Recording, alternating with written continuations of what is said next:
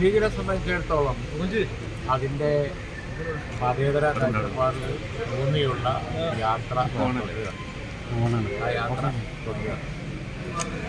പഴയ കാലം മുതൽ തന്നെ ലീഗ് എടുത്തു വന്നിട്ടുള്ള ഒരു നിലപാടാണ്.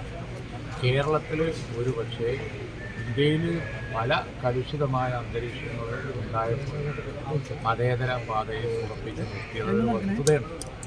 അതിൻ്റെ ഏറ്റവും വലിയ ഒരു ടൈം ടെസ്റ്റായിരുന്നു ബാബരി മസ്ജിദിൻ്റെ തകർച്ച പ്രദേശമുള്ള നാളുകൾ വിശ്വാസങ്ങളെടുത്ത സ്റ്റാൻഡാണ് കേരളത്തെ ബാലൻസ് ചെയ്ത് നിർത്തിയത്. അതിപ്പോഴും തുടരുകയാണ്. ലീഗിൻ്റെ രൂപീകരണത്തിന് കാരണം ബാക്ക്വേർഡ് കമ്മ്യൂണിറ്റീസിന് പരിഗണന കിട്ടുന്നില്ല എന്നായിരുന്നു. ജോലിയിലില്ല, അധികാരസ്ഥാനത്തില്ല, അങ്ങനെ പലതും. അതാണ് ബാഹുതങ്ങളും പൂക്കോട്ടങ്ങളും ഒക്കെ ആദ്യ കാലത്ത് ഈ ചടയനൊക്കെ മുന്നിലാവുന്നത്. ദ്വയാമണ്ഡലത്തിൽ നിന്ന് അന്ന് ജയിച്ചുകൊണ്ടിരുന്നത് ശ്രീ ചടയനും കൂടി. ആ പാരമ്പര്യം ലീഗ് എന്നും തുടർന്നിട്ടുണ്ട്. പിന്നോക്ക ന്യൂനപക്ഷ ജനവിഭാഗങ്ങളുടെ ഉന്നമനം ആ ലക്ഷ്യം വെച്ചാണ് ലീഗുള്ളത്. അതാണ് ബാക്ക്വേർഡ് കമ്മ്യൂണിറ്റീസിൻ്റെ ഇപ്പോൾ ഞങ്ങളോട് വിയോജിപ്പ് പറയുന്ന ചില നേതാക്കന്മാർ പോലും ഒരു കാലത്ത് ഞങ്ങൾ ഒരുമിച്ച് വർക്ക് ചെയ്തിരുന്നു എന്നൊക്കെ പറയുന്നത്. മനസ്സിലായിട്ട് ഞങ്ങൾ ബാക്ക്വേർഡ് കമ്മ്യൂണിറ്റീസിൻ്റെ SC ST ബാക്ക്വേർഡ് ആദിവാസി അതിനൊക്കെ വേണ്ടി പോരാടിയ പാർട്ടി. റിസർവേഷനൊക്കെ അതിൻ്റെ ഉദാഹരണമാണ്. കേരളത്തിലെ റിസർവേഷനൊക്കെ അതിൻ്റെ ഉദാഹരണം. ഇത്ര ഇമ്പാക്റ്റ് ആയിട്ടുള്ള ഗവൺമെൻറ് റിസർവേഷൻ ജോലിയുള്ള വേറൊരു സ്റ്റേറ്റും അതൊക്കെ അതിൻ്റെ ഉദാഹരണമാണ്. അതൊക്കെ ഞങ്ങൾ നേടിക്കൊടുത്തതാണ്.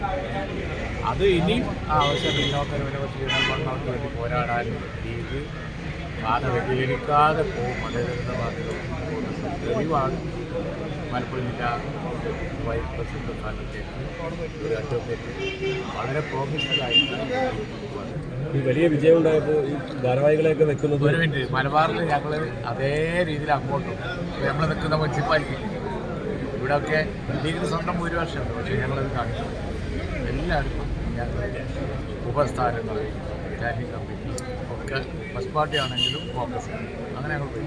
വലിയ തർക്കമില്ലാതെ ചെയർമാനെയും ബാക്കിയുള്ള ഭാരവാഹികളെയൊക്കെ വെക്കാൻ സാധിച്ചോ? ചെറിയ തർക്കങ്ങളില്ലെങ്കിൽ അത് തദ്ദേശ തെരഞ്ഞെടുപ്പ് അല്ല ആവില്ലല്ലോ. എന്നാലും വലിയ തർക്കമില്ല. വളരെ സന്തോഷത്തിലാണ്. കാരണം ജനങ്ങൾ കൊടുത്ത മാൻഡേറ്റ് ഇപ്പോൾ കൊച്ചിൻ കോർപ്പറേഷനിലൊക്കെ പിന്നെ ഒരു കോൺട്രവേഴ്സി എന്ന് പറഞ്ഞ് മീഡിയ കൊടുക്കുന്നുണ്ടെങ്കിലും ഒരു ചർച്ച ഉണ്ടായി, അത്രയല്ലേ ഉള്ളൂ.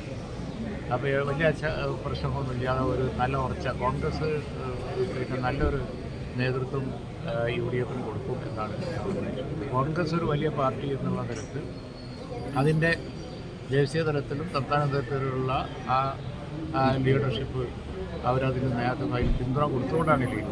അവർ ശക്തമാവണം. അതാണ് ഞങ്ങൾ ആവശ്യം. വേങ്ങനൊക്കെ ചില പോസ്റ്ററുകളൊക്കെ വന്നിട്ടുണ്ട്.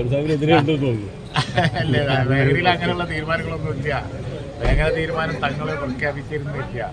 മനസ്സിലായി. തങ്ങൾ പ്രഖ്യാപിച്ചത് നോക്കിയാൽ നിങ്ങൾക്ക് മനസ്സിലാവും ആ വാർത്തയ്ക്ക് ഒരു അടിസ്ഥാനമില്ല. എൻ്റെ കുടുംബത്തിന് വേങ്ങന ബ്ലോക്കിൽ ആരുമില്ല. അവിടെ വേറെ ആളാണ്. ഓക്കെ.